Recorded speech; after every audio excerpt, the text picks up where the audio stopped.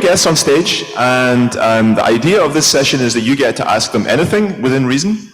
But I think it'd be nice to start maybe with a couple of minutes of introduction from each of our panelists, each of our celebrities. So I'm going to start with Joan, and maybe you could just take a couple of minutes to introduce yourself, if you don't mind. Yeah, you. Yeah. And then we'll do Cathie, and then we'll do Yuval. I think that will help seed questions from the audience. Yeah. So keep it as short as you like. I didn't prepare anything, so yeah. So I am Joan Daemen. I do symmetric crypto. I did a PhD at the time at COSIC at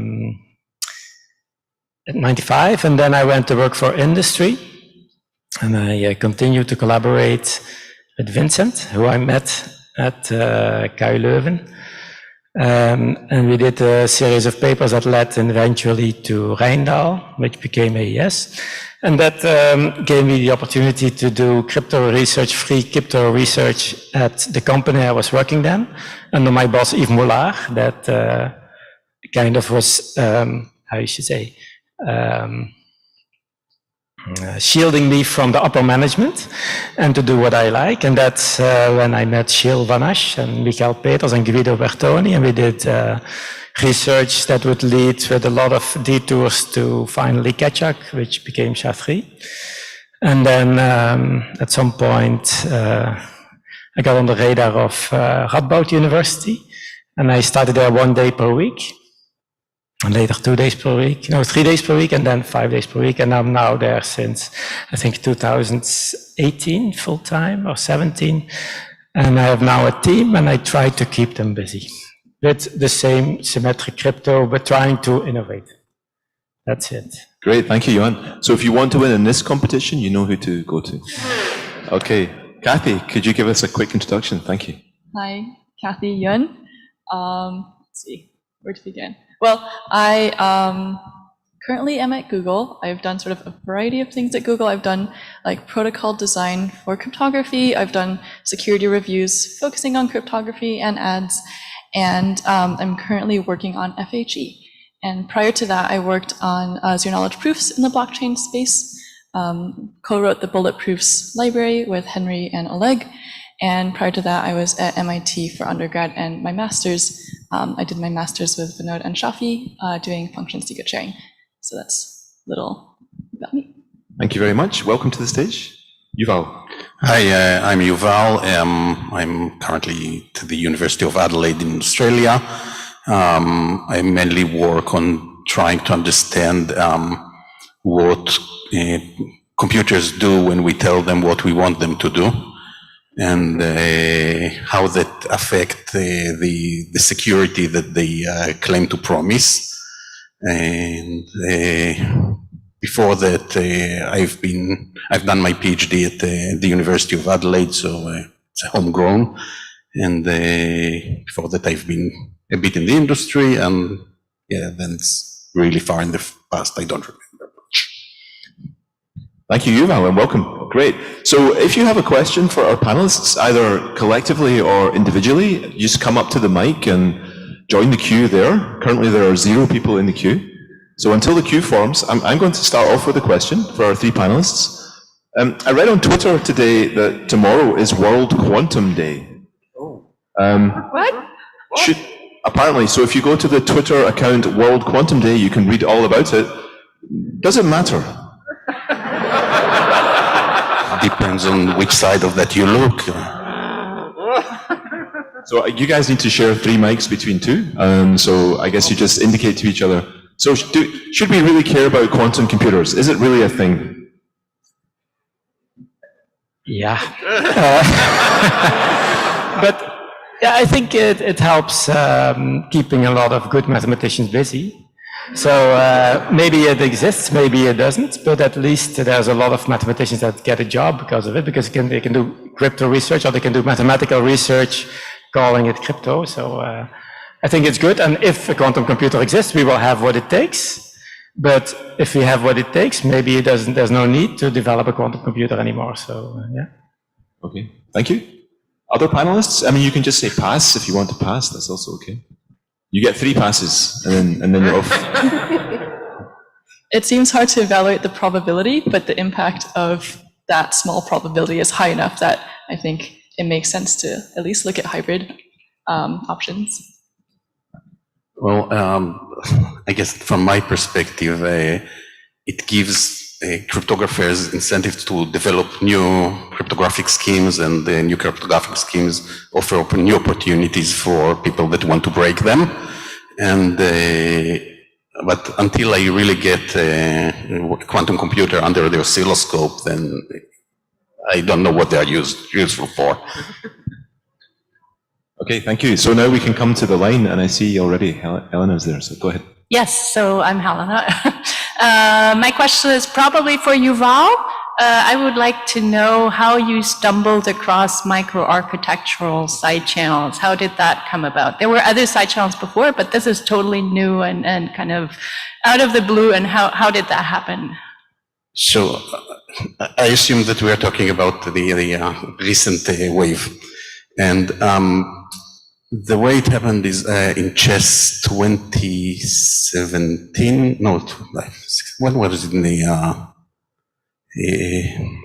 in Santa Barbara, I think 2016, 17, one of those. No, what is it? I spoke with Mike Hamburg, and he suggested, hey, you know that there is speculative execution, and that might do something.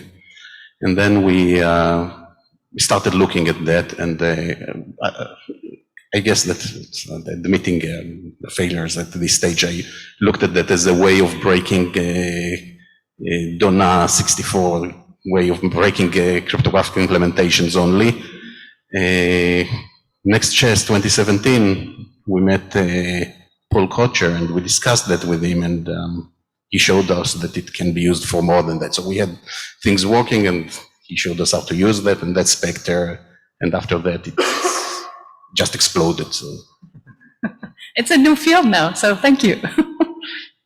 So maybe I can ask a quick follow-up. Should we care about side channel attacks?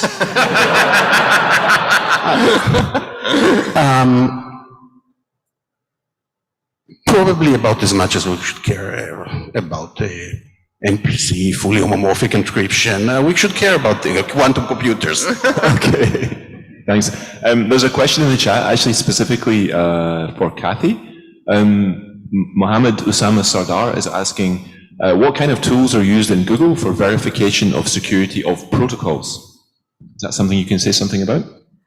That's not something I directly work on. I know, I think Jade is in the audience somewhere, works on formal verification in general, and is working on Trust Zone. So that's something that is looking at formal verification. I also know there's Project Oak, which does formal verification.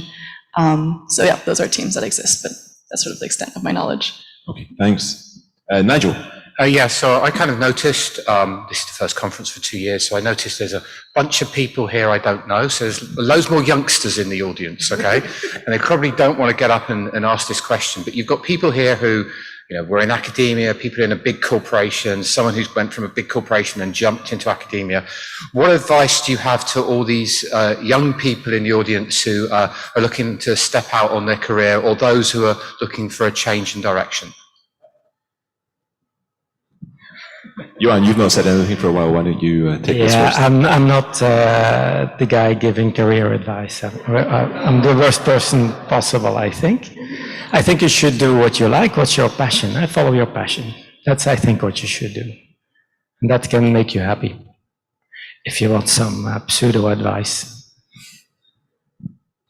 I feel like it's really helpful to have, in whatever capacity you're able to, but have a little taste of both, whether that's doing internships at companies, but doing research, just to understand if you're doing research, who's going to end up using this to inform your direction of research.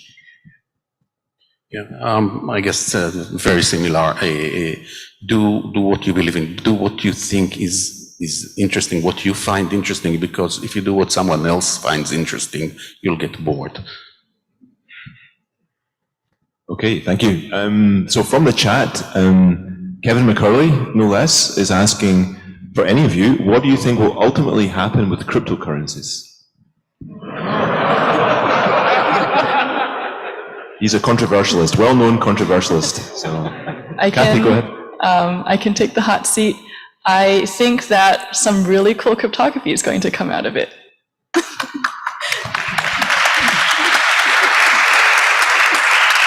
Unclear about the rest, though. But, I'm excited about the cryptography part. There's some really cool work happening in this space. There's a smattering of applause there, but it's not wholehearted applause from the audience.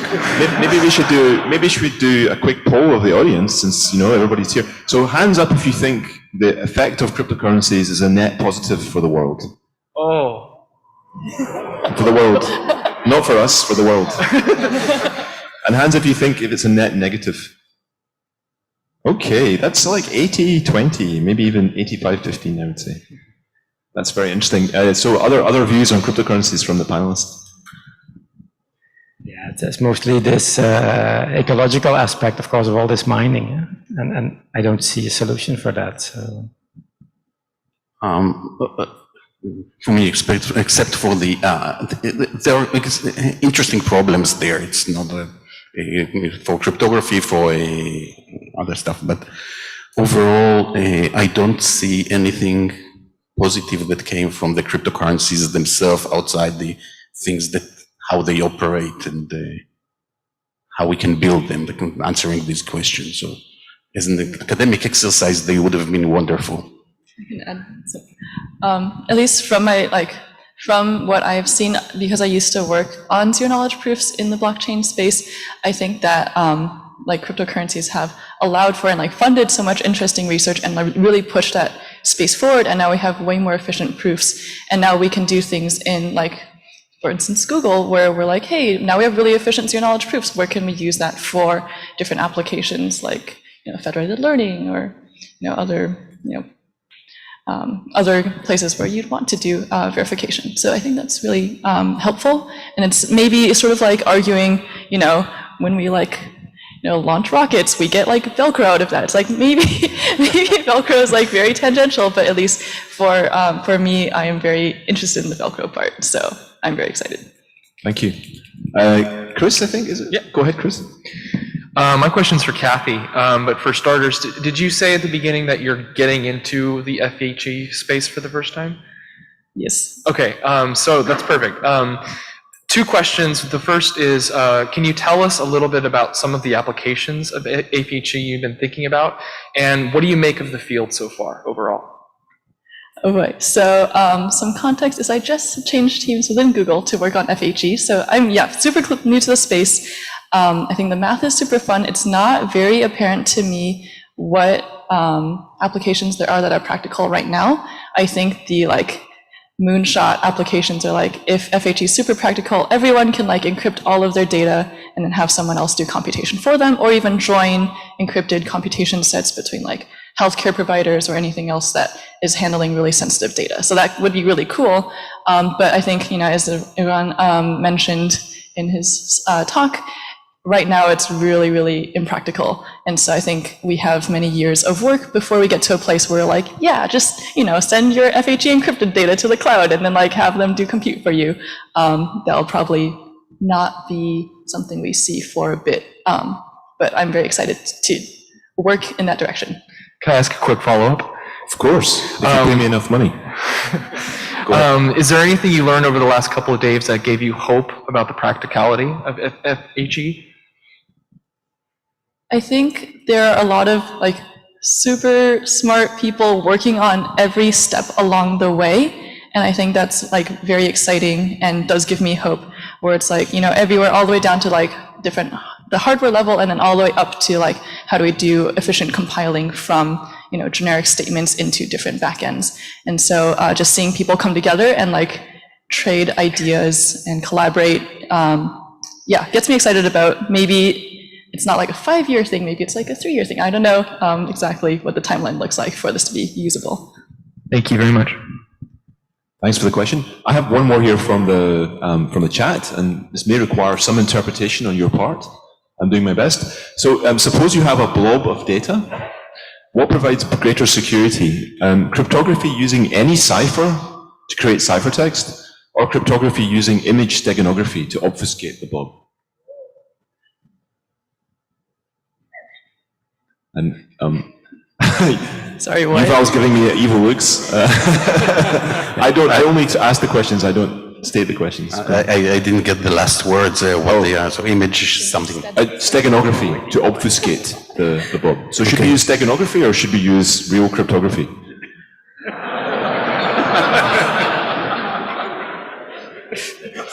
I feel like this is the wrong audience to ask if you want a varied answer to that.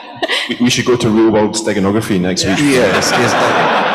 I think image steganography may work in the same way that security through obscurity works.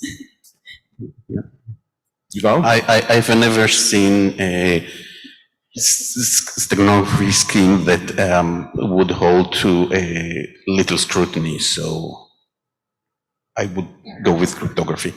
Okay, thanks. Johan, you're also nodding? I have nothing to add. I agree completely. Yeah. Okay. Thank you very much. Okay, Simon, you have a question? Hi. So we all know that Moore's law is dead now. What does that going to do with crypto research? Can we just continue looking at cool mass and go forward with that, or do we need to say we need to focus more on efficiency and to support all the new applications as well that are emerging into the market? Can you say what you said in the beginning? What is that? Moore's law. Sorry? Moore's law. The transistors are getting smaller and smaller. Moore's law. So I would say, why not both? There is enough room for everyone. Other panelists want to say anything? No. Okay, thanks for the question. Sorry. It is an AMA, so you can ask anything. Me again. Yeah. So Yuan, maybe this time? Yes. Given that you already have, I guess, 2 winning algorithms in NIST competitions, what is your pitch right now to get the 3rd one as a winner too? Yeah. In the lightweight crypto section this time. Yeah, but I think it will not happen this time. Why not? Yeah, just that's my feeling. Yeah. What do you want Very me to much say? counting on it. I'm not counting on it, no. No, but I think we just try to make better algorithms for the future. Yeah, and the current competition is just more like the current thing, but let's try to make things for the future. That's what we try to do. Yeah, if they pick our thing, it's fine, but if they don't, too bad. But I'm not counting on it, no. Shall we bet? Shall we bet? Maybe. Yeah, no, I'm not gonna bet against my own proposal. No, I'm not doing that. Okay, thanks. Yeah. Matteo, go ahead. So speaking to the man who gave us SHA-3 and AS, beside unpronounceable names, what's the secret ingredient of very strong cryptography? Yeah. That's a difficult question. No, but yeah, like AS, the nice thing was that we were already years working on it before this competition started, so Vincent and myself, and we actually had already done what they were asking before they asked it. So that was kind of, we had a head start. That was, and for SHA-3, I don't know. But we also took we really invested a lot of time, and it was like open research, so it was not, we didn't have to publish. We were just looking at the crypto, so it was not we were not under pressure of producing a PhD or having students that have a PhD. We could really do free research, and that really helped. And I miss that now a bit, because now I really have all these students that have to get a PhD, so I have to publish, so we have to write papers about stuff, but I would rather do open research. But, yeah. So the answer is open research and time. I think so, yes, but yeah, also luck, of course. You must be lucky a bit to be in the right place at the right time. Yeah. And work with great people. So because it's not me, yeah, it's the team. It's with Vincent, and it's with Gilles and Mikael and Guido. Yeah. Thank you for your answer. Thanks. So we have a question in the chat here, specifically for Yuval. What do you think will be the future of Intel SGX? Is that what do I think or what do I hope? Both. So Intel has stopped producing SGX for the end user, and there's a lot of speculation on the internet on why they did that, and probably the most appealing answer, I think, is that at the end of the day, if you have physical access to a machine that has enough secrets, you will break it. Our defenses against physical attacks tend to put a price on how the attack, how costly the attack is, rather than provably protect. And the original security guarantees were could not hold in practice. So it seems they are shifting it towards servers only, and in servers, we still have the assumption that maybe the cloud provider cannot access the data inside SGX, so we don't have that guarantee, but we need this guarantee less. And SGX becomes sort of defense in depth. It's another defense mechanism that we can use if we need slightly more or a lot more protection.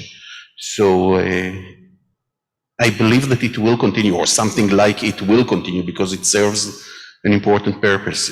It does protect us from the cleaning crew at the cloud providers, but it's not 100% protection as some people try to sell it or market it.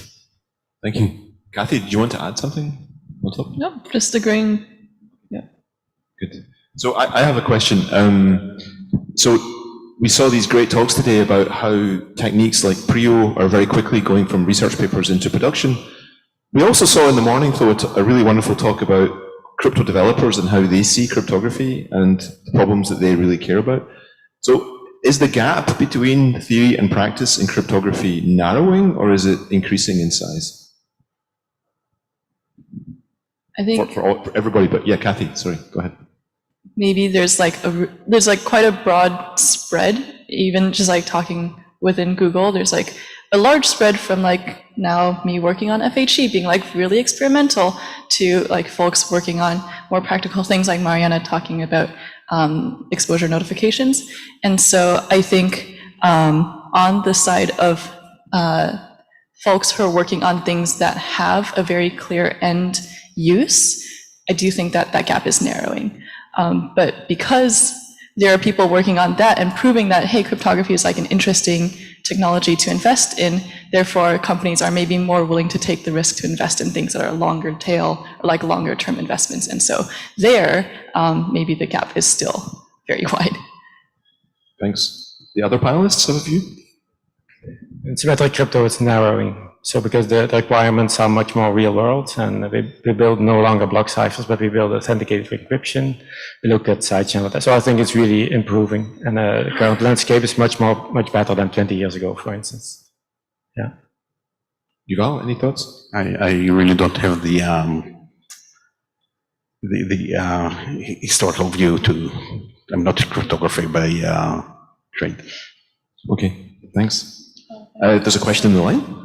I'll just add really quickly, maybe as a teaser for the talks tomorrow, I do think that one trend that we're seeing like in industry is that there's more of a push for privacy in like data management. So I think like Privacy Sandbox is going to talk tomorrow about that in the ads ecosystem and Meta as well. And so there is a little bit more industry push of like, we want interesting cryptography so that we can keep your data private, but still like extract interesting information for ads purposes. And so that is a big driver of like, you know, applying cryptography and closing that gap.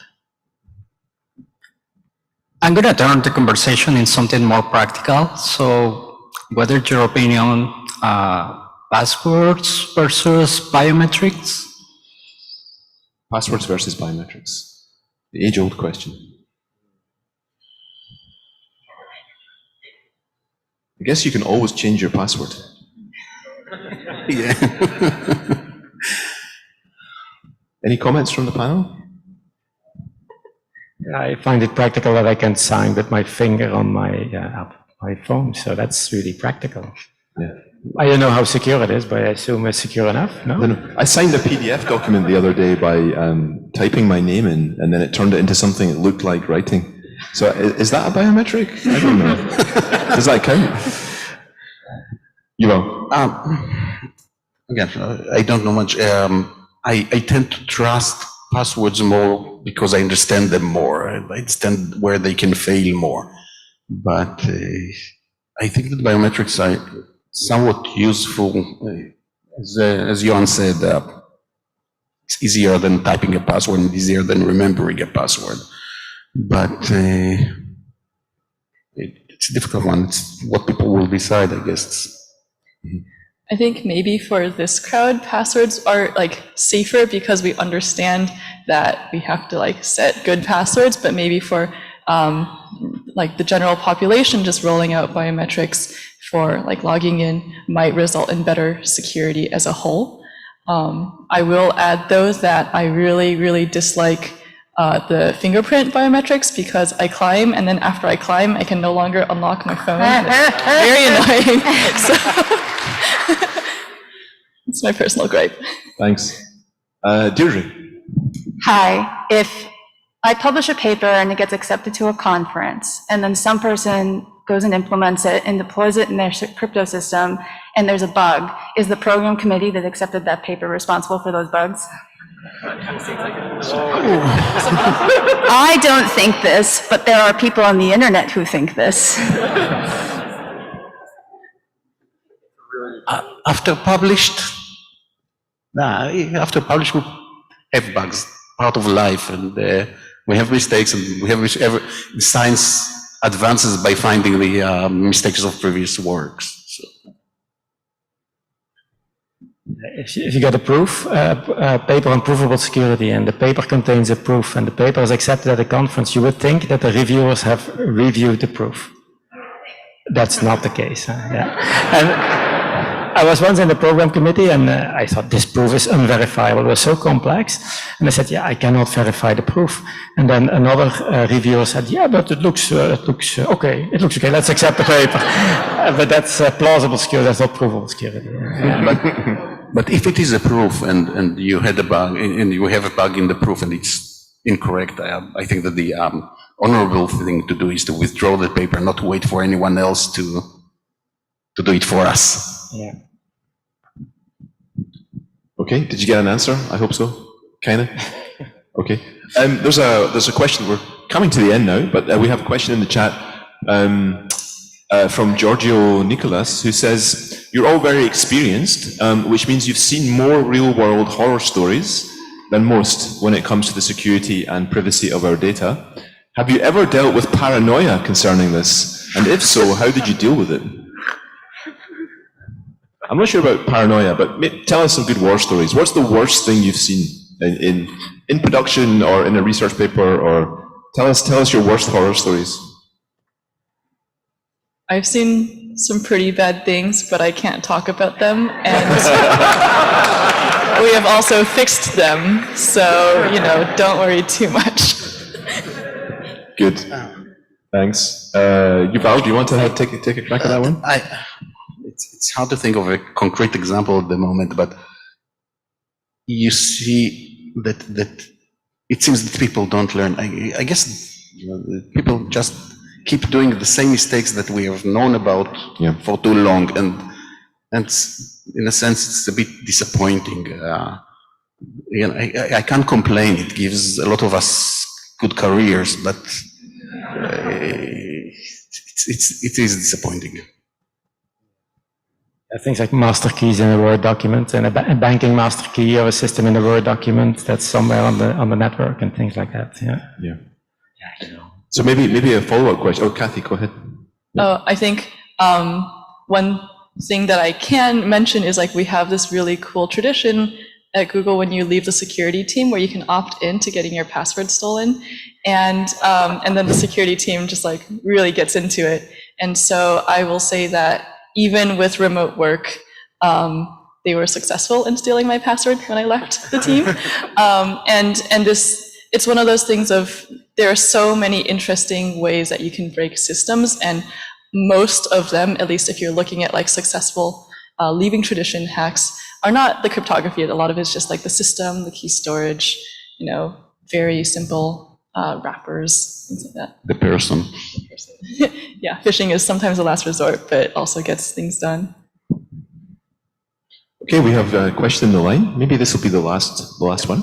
Okay, so I've heard several times the word privacy or privacy, depending how you want to pronounce this. How do you define privacy? It's philosophical. Very loaded question. It depends who you ask and what their motivations are.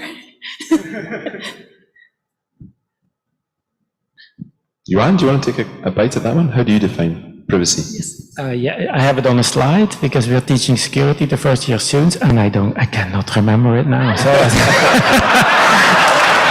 but they ask our students to provide an answer to that at the exam. So I would fail at my own exam, I'm afraid.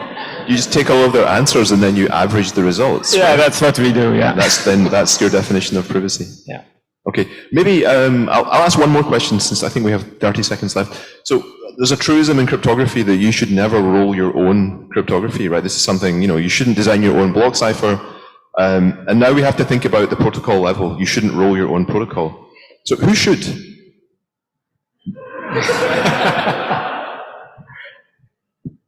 Actually, Deirdre's got a really great podcast, Cryptography, Security, whatever, where she spends a whole podcast episode answering this question. And I think the takeaway is like, someone has to do this in the end.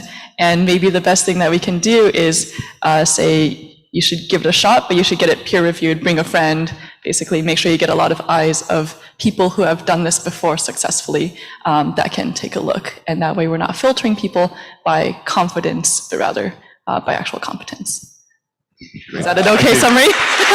Okay, great. I certainly think it's true that the Dunning-Kruger effect, is alive and well in cryptography. So, Johan, did you want to say something? No. Okay. I was just accepting the mic from. Okay. Okay, then I think that's a great place to leave it because there should be a reception very soon. It just remains to thank all of our panelists for being so game, and thank you so much.